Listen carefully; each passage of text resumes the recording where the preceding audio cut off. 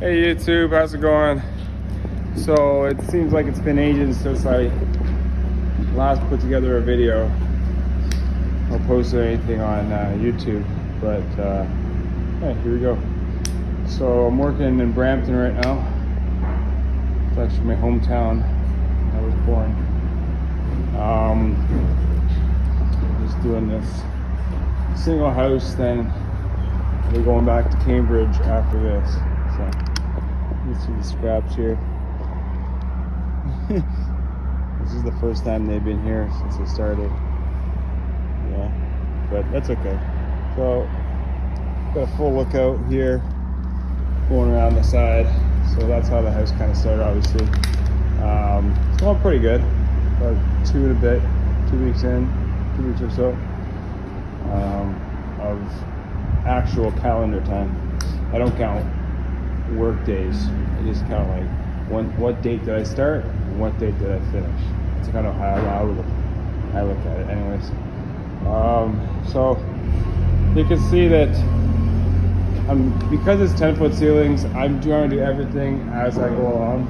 So if you look at obviously the fire break, the point loads in the basement, lining up with it, all the windows above, and I've done that for the first floor too, because one, I just hate working off a ladder, and two, I hate it even more when it's 10-foot ceilings.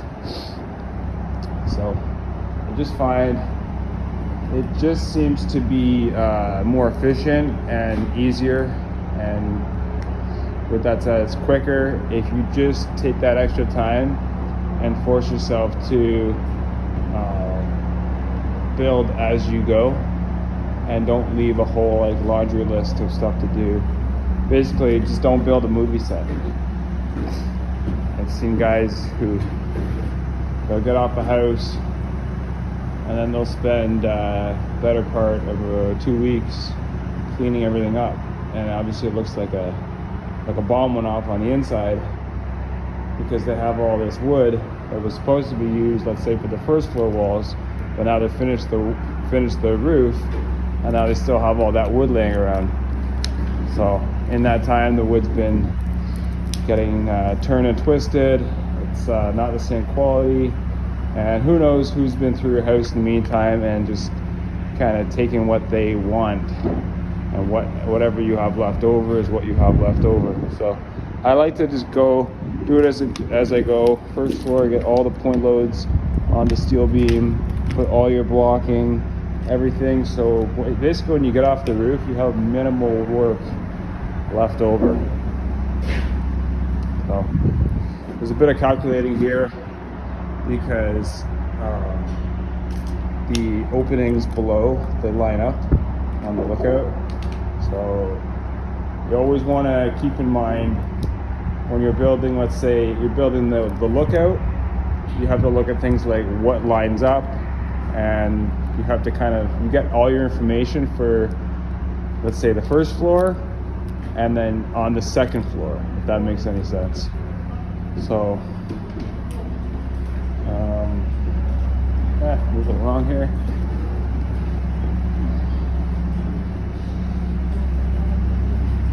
So I was waiting a little bit on this section here. So at one point I'd had most of the floor done, and this whole section was like one big cavity, just because I was waiting on this drop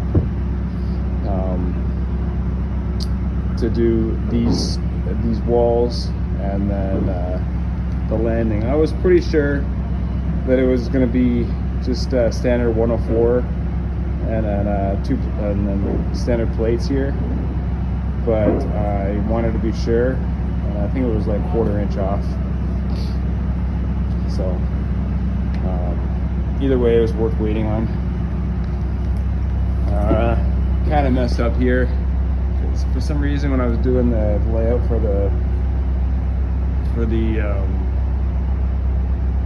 walls, I thought that this beam was resting on top of that plate, when in all reality it was all hanger off.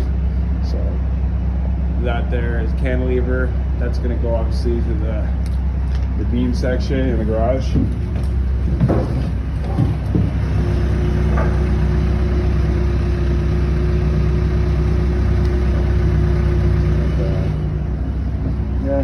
typical. Right here I'm gonna have steel posts. That's why that section is left out. I got a steel post here, steel post here, and a steel post here. Obviously the point loads are super solid in those sections. And then I'll have a 42-inch high knee wall over here. That's what those 37.5s are cut for. So,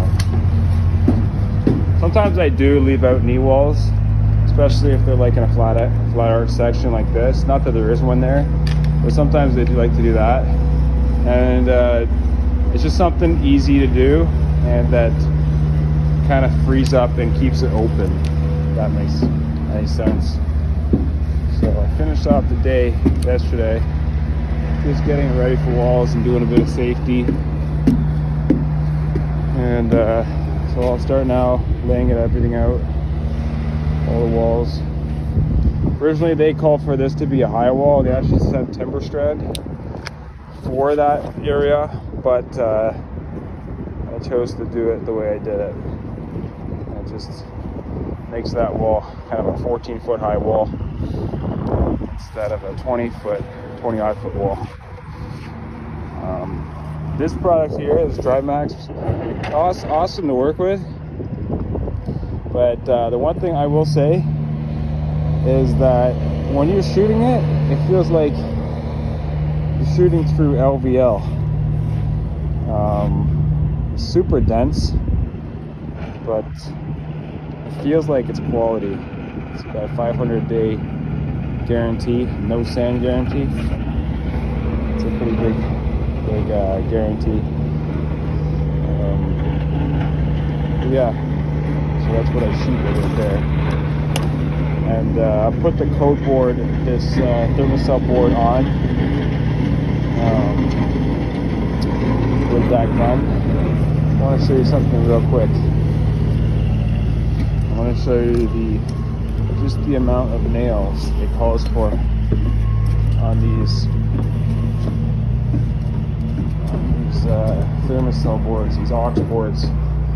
So basically, you can nail this on one of three ways. You can fasten it with the staples, like 1-inch wide crown staples.